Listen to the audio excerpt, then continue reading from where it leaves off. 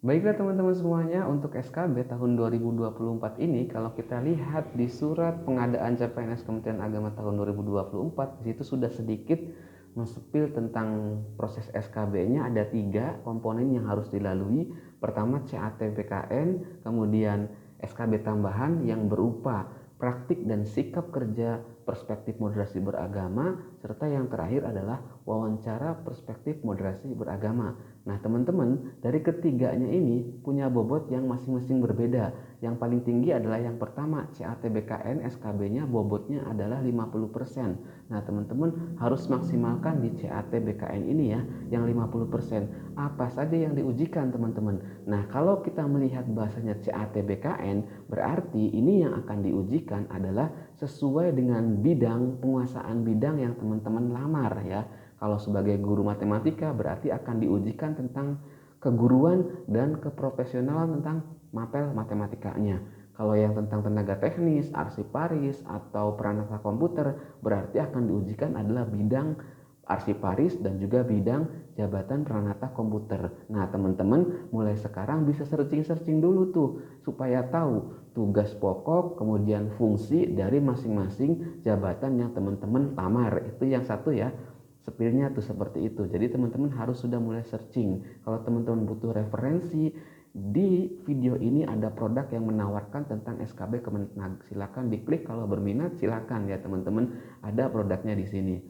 Kemudian yang nomor 2 teman-teman, tentang praktik dan sikap kerja perspektif moderasi beragama, ini adalah SKB tambahan yang dari Kemenag yang dilakukan dengan cara wawancara.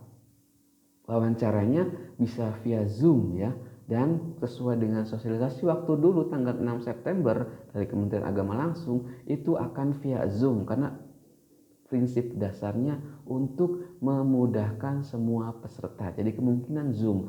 Apa saja yang akan ditanyakan dalam praktik dan sikap kerja perspektif moderasi beragama. Kalau praktik kerjanya berarti teman-teman nanti akan ditanya, dieksplor, akan ditanya secara mendalam penguasaan teman-teman tentang jabatan formasi yang teman-teman lamar. Kalau sebagai guru, kalau sebagai tenaga teknis, arsiparis, pasti akan ditanya seputar itu ya teman-teman. Ditambah teman-teman dalam bidangnya itu sudah punya pengalaman kerja atau belum, nanti akan ditanya. Kemudian sudah punya pengalaman-pengalaman apa ketika sudah dalam jabatan tersebut. Apakah kalau guru sudah sertifikasi, teman-teman bisa menerangkan di situ. Kemudian nanti akan ditanya juga bagaimana kemampuannya tentang IT-nya. Bisa ditanya disuruh mengetik atau bisa ditanya pengetahuan tentang perangkat-perangkat komputer. Kalau arsiparis berarti tentang bagaimana tata cara mengarsipkan. Kalau perangkat komputer bisa jadi bagaimana cara-cara tentang menggunakan komputer. Bisa jadi ya teman-teman, ini hanya perspektif saya saja. Nah kalau saya pribadi sebagai guru, pengalaman saya yang sudah saya jelaskan di video-video sebelumnya tentang spill SKB, saya waktu praktik kerja, walaupun belum perspektif moderasi beragama waktu dulu ya, itu saya ditanya tentang bagaimana pengalaman saya menjadi guru, kemudian sudah mendapatkan apresiasi apa saja untuk diri saya pribadi, kemudian untuk sekolah, apa saja yang sudah di, apa namanya, apa saja yang sudah kita, apa namanya, apa saja yang sudah kita lakukan dalam bidang kita terutama keguruan terhadap kemajuan sekolah atau madrasah teman-teman. Termasuk saya ditanya, sebenarnya tidak ditanya sih, termasuk saya memberikan penjelasan bahwa saya sudah sertifikasi guru seperti itu. Itu bisa menjadi nilai tambah.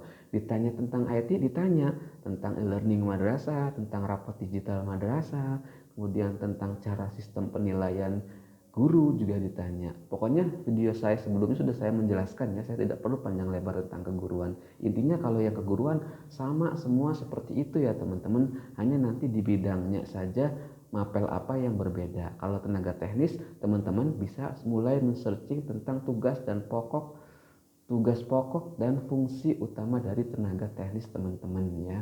Nanti juga teman-teman akan ditanya bagaimana kemampuan bahasa asing teman-teman, kemudian bagaimana teman-teman bisa membaca atau menulis kitab suci teman-teman semuanya, baik muslim ataupun yang non-muslim sesuai dengan agama masing-masing.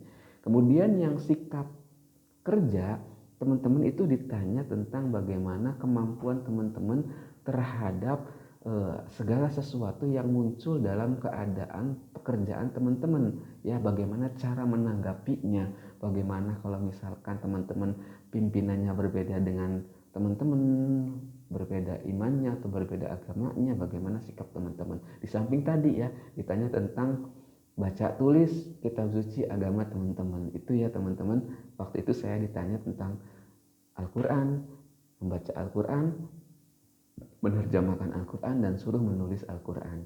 Seperti itu teman-teman. Kemudian yang ketiga yaitu wawancara perspektif moderasi beragama. Di sini teman-teman akan dieksplor, akan ditanya lebih dalam pengetahuan teman-teman tentang beragama. Apakah sudah moderat, apa teman-teman masih dalam tahap proses moderat, apa sudah menjalankan, apa belum ya. Jadi teman-teman kalau dalam komponen ketiga ini teman-teman bisa mencari buku saku moderasi beragama. Kalau teman-teman bingung, link ada di video ini, di deskripsi video saya, di laman saya juga ada di Insolihin, itu ada buku moderasi beragama. Bukunya 180 halaman, isinya penting. Di situ teman-teman nanti juga ada akan tahu bagaimana tentang moderasi beragama. Yang lebih pokok lebih pokok lagi, ada 4 indikator yang akan ditanyakan dalam moderasi beragama ya teman-teman. Itu teman-teman harus bisa memahaminya.